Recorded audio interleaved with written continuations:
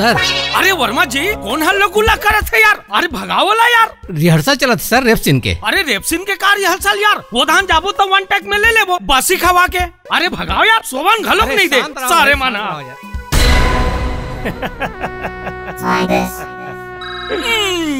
Director पोंगा।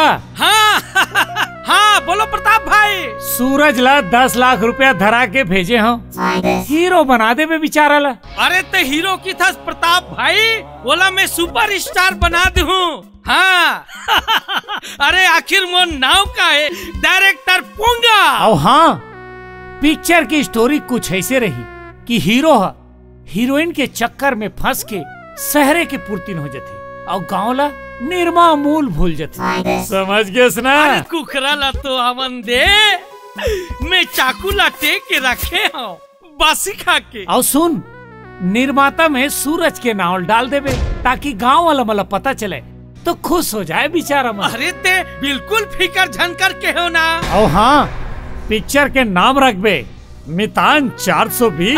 बहुत अच्छा है। चंदा रानी अब ते मोर घर भर बे पानी चुटकी बजा के।